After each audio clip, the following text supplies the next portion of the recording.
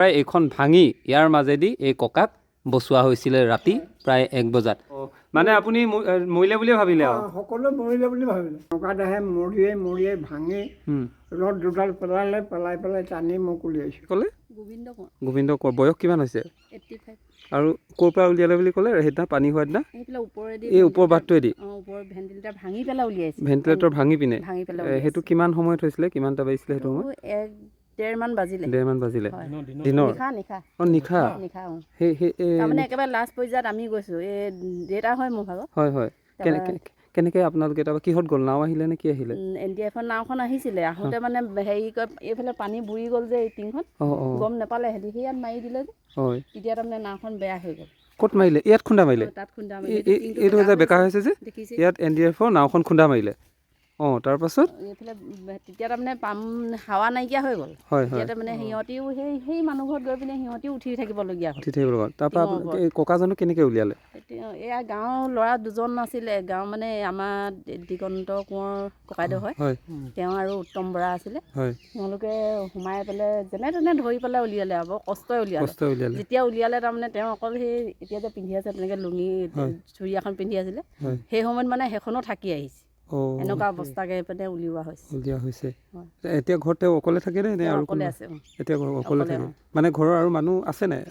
নবৌহেঁত আছে মানে ঘৰটো এনেকৈ বনাইছে। তেওঁলোকে ইয়াত নাথাকে। ছোৱালী ডিগবৈত পঢ়িছে যে তাত থাকে। এতিয়া তেওঁ আহি থাকে মাজে মাজে এমাহ দুমাহ সেনেকৈ থাকি যায়। ঠিকে আছে বাৰু, হ'ব বাৰু। এইডোখৰ কি কয় বাইদেউ জেগাটো? চন্তক বিহুবৰ মাজগাঁও ন? আপোনালোকৰ কি বাছিলে? একো নাবাছিলে? আমাৰ একো নাবাছিলে। এখন দোকানো শেষ? দোকানটো একো বস্তুৱে নাবাছিলে। এইবাৰ জীৱ জন্তু একো বচাব নোৱাৰিলোঁ। চব শেষ হৈ গ'ল। বাইদেউ আপোনালোকে কিবা ৰিলিফবিলাক পাইছে নাই? ৰিলিফবিলাক পাইছে ন? চৰকাৰী কিছুমান যে ৰিলিফ সেইবিলাক হেৰি কৰি নিছে তেনেকৈ 15,000 টকা এটা যে কিবা পালে ন? সেইটো পালোঁ। এয়া চাওক, এই ককা ইয়াত বহি আছে ঘৰত, অকলে আছে বৰ্তমান। আৰু এই ওপৰৰ যিটো ভেণ্টিলেটৰ দেখিছে ইয়াৰ পৰা ককাক উলিয়াই বচাই অনা হৈছে। অৰ্থাৎ ককা এই বয়সত কিমান বছৰ হৈছে বাইদেউ ককা ভাগৰ? 85 ইয়াৰ্ছ হৈছে। 85 বছৰ ককা এই ওপৰৰ ভেণ্টিলেটৰ এইফালে ভাঙি তেওঁক উলিয়াই অনা হৈছিলে। ইমান পানী আৰু প্ৰায় 1:30 বাজিছিলে ৰাতি। আৰু ককা এতিয়া বৰ্তমান ঘৰত অকলে আছে। আমি সুধিম তেওঁৰ লগত কথা পাতি। ককা বহিছে? সেইদিনা পানী হোৱা দিনা ককা ক'ত আছিলে? ঘৰতে আছিলে নে? সেই বাটটোৱেদি উলিয়ালে? পানী খাইছিলে নি আপুনি? এগোটা খালে। তাৰপাছত আপুনি মানে হেৰি হ'ল ন? পানী জাহাজ আহিলে আহি এইটো মৰিয়াই ভাঙি এইটোৱেদি উলিয়ালে। মই এই ওপৰৰ ইয়াত উঠি আছিলে। আপুনি সেনেকৈ অকলে আছে? হয়, অকলে। কিমান বছৰ হ'ল আপোনাৰ? 85 মান বছৰ হ'ল নি? মই এতিয়া 84 বছৰ। আপোনাৰ নামটো কি দাদা? মোৰ নাম গোবিন্দ কোঁৱৰ। আগতে এনেকুৱা পানী দেখিছিলে নে দাদা? হয়, সৰুতে দেখিছিলোঁ। 7-8 বছৰমান হৈছিলে মোৰ তেতিয়া বয়স। তেতিয়া দেখিছিলোঁ বলিয়া পানী এইটো। কিন্তু তেতিয়া ইমান হৈছিলে জানো এইবাৰতে? এনেকুৱাই হৈছিলে ন? তাৰপৰা আকৌ এইবাৰ দেখিলে? এইবাৰ দেখিছোঁ। আপুনি ঘৰত অকলে থাকে নি দাদা? হয়, মই অকলে থাকোঁ। অকলে থাকে? মোৰ মেইন ঘৰ হৈছিলে সেইটো। আপোনাৰ এইটো ঘৰ হৈছিলে? এইটো ঘৰতে থাকোঁ, সিজাম পকাম খাওঁ। হয়। আৰু যেতিয়া সেইটো ভাগিলে আৰু এইটো ল'ৰাটোৱে বনাইছে। ল'ৰাটো ন? এই ল'ৰাটো ঘৰতে এতিয়া বৰ্তমান আছোঁ। ল'ৰাটো ক'ৰবাত থাকে? ল'ৰাটো ডিগবৈত থাকে। ডিগবৈত চাকৰি কৰে নেকি?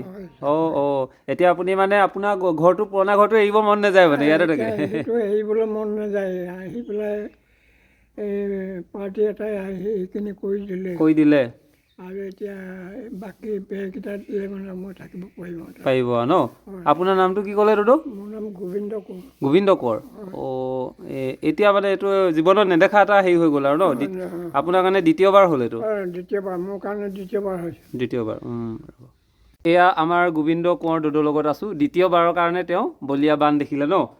প্ৰথমবাৰ আপোনাৰ 8 বছৰ হৈ থাকোঁতে দেখিছিলে? 7-8 বছৰ। আৰু এইবাৰ আপুনি সেই ভেণ্টিলেটৰৰ ওপৰেদি আপোনাক বচাইছে ন? ক'ত উঠি থাকিলে পানী পুৰা হওঁতে? খিৰিকীত উঠি থাকিলে? খিৰিকীত উঠি থাকিলে। এতিয়া এয়া বিহুবৰ মাজগাঁৱৰ হয় ককা ঘৰটো। ককা ঘৰটো এইটো আছিলে নি আপোনাৰ ঘৰটো? এই বাঁহৰ ঘৰটো আছিলে। এতিয়া বাঁহৰ ঘৰটো ভাগি থাকিলে ন ককা?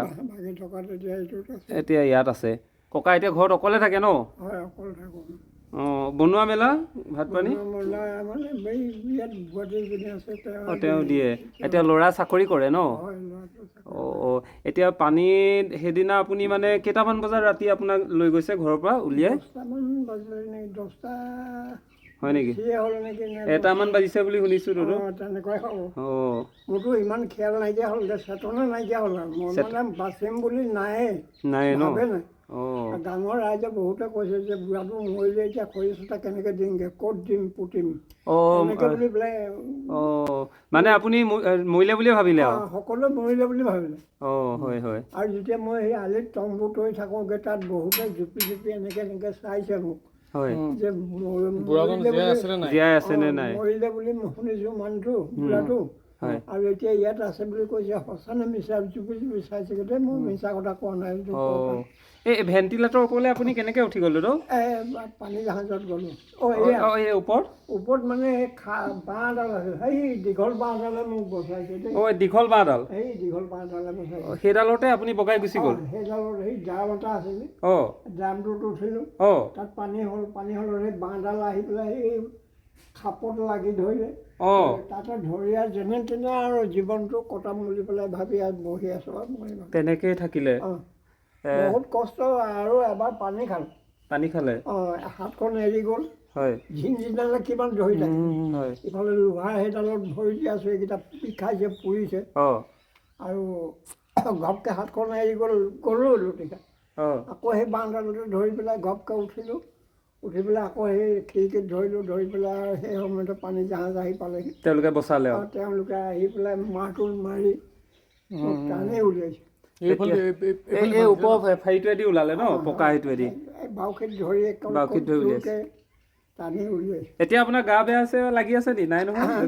গাটো এতিয়া বিষ এইকেইটা বিষ হৈছে আৰু আঁঠুমুৰা দুটা বিষ হয় খোজকাঢ়িব নোৱাৰোঁ দাদা এই আগত এতিয়া মেডিকেল কেম্প এটা চলি আছে আপুনি তাত যোৱা নাই নেকি তাতে দেখাব কৈছিলে ন এতিয়া আকৌ আহিছে ডক্তৰ দেখাই ল'ব পাৰিব কিন্তু জীৱনত দ্বিতীয়বাৰ দেখিলে ন দাদা দ্বিতীয়বাৰ মোৰ এইটো দ্বিতীয়বাৰ হৈছে দে হয় এয়া 84 বছৰ বয়সত দ্বিতীয়বাৰ দেখিলে যেনে তেনে ড্ৰামটো আৰু বাঁহডালে তেওঁ বগাই গৈ ওপৰত যেনে তেনে থাকিলে টিঙৰ ঘৰ যিহেতু ভেণ্টিলেটৰৰ ওচৰত থাকিলে আৰু সেইভাগেই NDRF বাহিনী আহিছিলে যদিও চেষ্টা কৰিলে যদিও পাছত তোৱাৰিলে তাৰ পৰা গাঁৱৰ ল'ৰাই বচালেহি ন দাদা গাঁৱৰ ল'ৰা দুজনে আহি তেখেতক বচাইছে এয়াই জীৱন কাহিনী চাওক কেনে এটা ভয়াৱহতা এয়া বিহুবৰ মাজগাঁও ন দাদা মাজগাঁও ইয়াতে এখন ভগৱান শ্ৰীকৃষ্ণৰ ফটো আছিলে আৰু এইখন অঁতৰাই এইখন ভাঙি ইয়াৰ মাজেদি এই ককাক বচোৱা হৈছিলে ৰাতি প্ৰায় 1 বজাত ইয়াত কৃষ্ণ ফটো এখন আছিলে নি ওপৰত হয় কৃষ্ণ ফটো এখন আছিলে সেইখন মৰিয়াই ভাঙিলে তেওঁ মূৰ্তি আছিলে আৰু তেওঁ বাঁহী বজাই আছিলে কৃষ্ণ অঁ এইখন মানে ভাঙি এৱাইহে আপোনাক বচাই আনিব লগা হৈছে ভাঙি পেলাই নগাদাহে মৰিয়াই ভাঙি ৰদ দুডাল পেলাই টানি মোক উলিয়াইছে এয়াই আমাৰ ককা 84 বছৰ বয়সীয়া গোবিন্দ কোঁৱৰ আৰু তেখেতক এই ধৰণে চাওক এইখন ভাঙি ইয়াৰ পৰা তেখেতক বচাই নিয়া হৈছিলে গাঁৱৰ প্ৰায় 3জন যুৱক ন গাঁৱৰ তেওঁলোকে সহায় কৰিছিলে এয়াই বৰ্তমান সময়ত বানৰ যি এটা প্ৰবলতা বানৰ যি এটা মহাপ্ৰলয়ৰ কৰুণ কাহিনী কিন্তু প্ৰতিটো পৰিয়ালৰ মাজত লুকাই আছে আৰু এইটো এটা অন্যতম কৰুণ কাহিনী য'ত এই ককাজনে নিজৰ চকুত দেখিছে আচলতে তেওঁ নিজেই সেই সময়খিনিত অচেতন হৈ পৰিছিলে তেওঁ জীয়াই থাকিবনে নাথাকে সেইখিনি তেওঁ ভাবি নোপোৱা আছিলে এডাল বাঁহ আছিলে ড্ৰাম আছিলে সেইটোৰ ওপৰত উঠিয়ে তেওঁ এই ধৰণে ইয়াত বাঁহডালত ধৰি থাকিলে আৰু পানী ক'লৈকে হৈছিলে নিজে অনুভৱ কৰক কিমান ওপৰলৈকে গৈছিলে এইখন দেখিছে যিধৰণে ভগৱান শ্ৰীকৃষ্ণ ৰাধাৰ ফটো আছে ঠিক সেইদৰে ইয়াতো আছিলে আৰু এইখন এৰুৱাই তেখেতক উলিয়াই অনা হৈছে তেনেহ'লে ইমানখিনি পানীত ককাজন কি ধৰণে আছিলে আপোনালোকে নিজেই অনুমান কৰক